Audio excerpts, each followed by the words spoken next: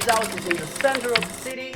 My kitchen, living room. Look, this is my bedroom, my toilet. This is a room I use as a gym. My favorite part of this house, which is the exterior. Very bright room. And this place is perfect for a barbecue, right? Hi there! Welcome to another episode of PandaGuide. I'm Nino, and last time I'll give you some tips about traveling to China. Today, I'm going to address another very interesting topics for foreigners aiming to live in China. How to find a decent place to live? Well, I lived here for 6 years and I do have some tips for you. You will most likely spend your first days in a hotel.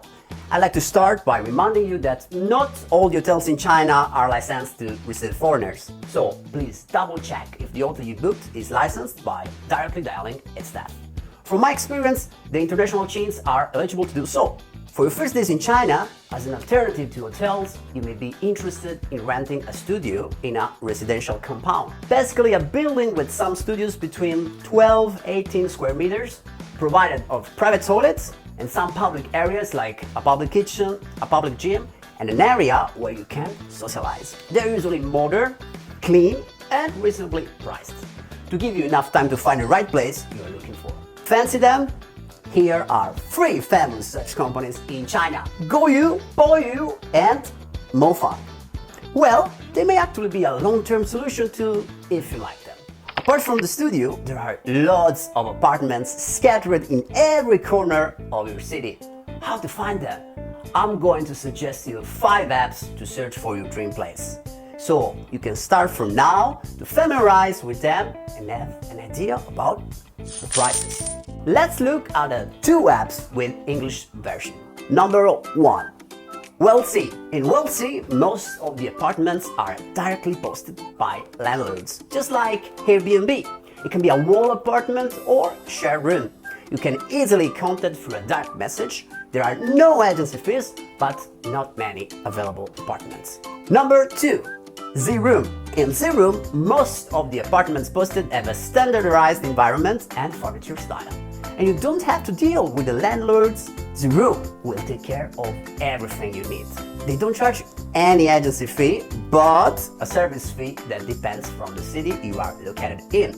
Beijing, for example, requires a 10% service fee of your annual rent, which includes Wi-Fi and public areas cleaning fees.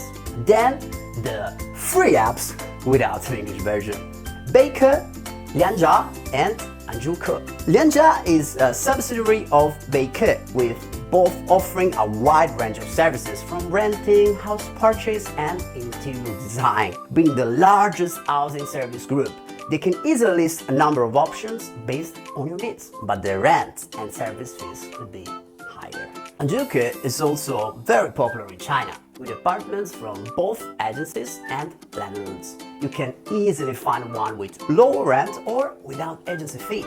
Once you have some options in mind, contact the agents or landlords. Ask them to show you one by one before making up your mind. But if you don't understand Chinese, I warmly suggest you to ask a local friend to help you when you check all these apartments. Here are my suggestions when inspecting the apartments. Number 1. Check the surrounding environment, transportations, supermarkets, and so on. Number 2. Check the facilities and furnitures, especially the gas stove, water heater, washing machine, and all the lights, to make sure they are functioning well. And number 3. Confirm the agency fees, rent, utility fees, payment method, and other fees that house may incur in the future. Apart from the 5 apps, I have some other tips for you to rent a place. Number 1. Douban Group. Similar to Facebook group, you can search 城市找租房 on its website or app, which will take you to some rental groups and then check the latest posts. Number 2. 小红书. This Instagram-like app is the most popular lifestyle platform for China's younger generations. Many people post their apartments for rent. You can find some really nice houses with good prices. Last but not least, go to your desired neighborhood or 小厨.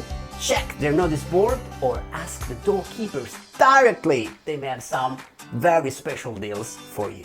So, you have found a house. Now you're about to sign your contract. Any tips? Sure. First of all, if possible, ask your landlord to provide a translation with legal force.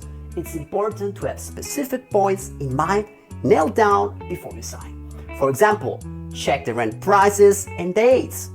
Determine monthly or quarterly payments. Clarify when the deposit should be returned. Specify modality in case you leave earlier. These things may sound obvious, but it's a good way of showing the agency or the landlord you are not one to be messed with. Moreover, there are two delicate points need extra attentions. Number one, agency fees. In case there is an agency involved, do keep in mind that in China, the fee is normally 1 month rent, either paid by yourself or split with the landlord. Of course, you definitely want to split the cost, right? Number two, deposit. A rental deposit in China can be anything from 1 to 6 months rent up front. So, as a basic rule, you should not be putting down more than 6 months deposit. My final reminder, once you move to a new apartment, don't forget to register your address to the closer police station. As soon as possible, please. Ideally within 24 hours to avoid any kind of penalty. This is required by the government for any expats living in China. Okay guys, that's all for this episode. I hope this video can be useful and I wish you good luck for your apartment hunt.